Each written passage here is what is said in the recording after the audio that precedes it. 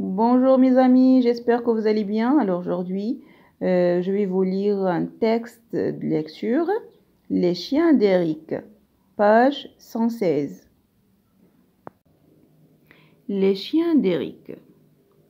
Eric, un jeune Canadien de 16 ans, s'élance en traînant vers le Grand Nord pour sauver un ami. Le jeune homme et ses chiens sont épuisés de fatigue à cause du froid glacial.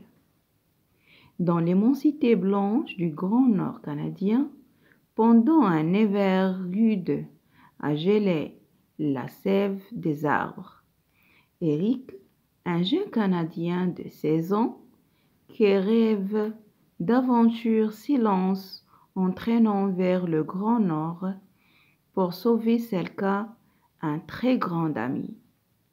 Eric, avec 5 chiens, un traîneau et tout son courage de Canadien têtu, répond la piste de son oncle Com, qui est traqué par la police. Eric arrivera-t-il à sauver Com et Selka?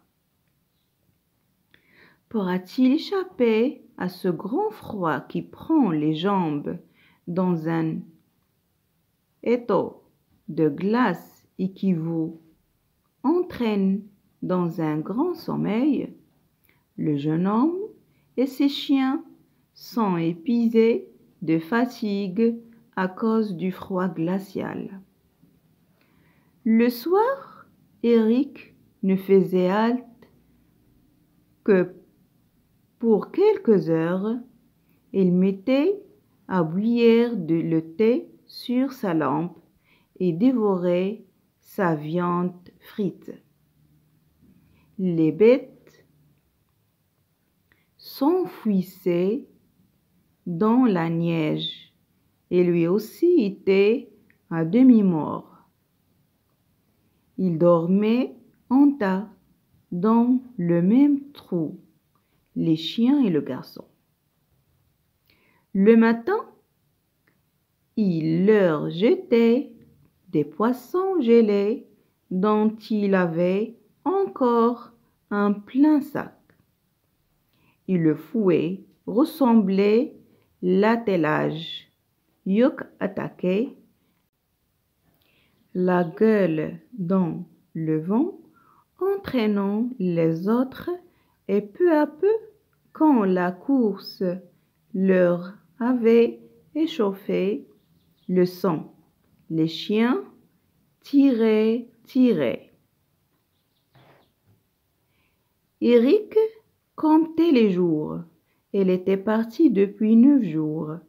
C'est alors que commença le mal des chiens. Il fallut abandonner 2 à 2 gelées. Le lendemain des autres, Youk venait flairer ses compagnons, pas une plainte. Le dernier chien avait suivi pendant quelques heures Eric et Youk, puis la bête, malade, avait abandonné.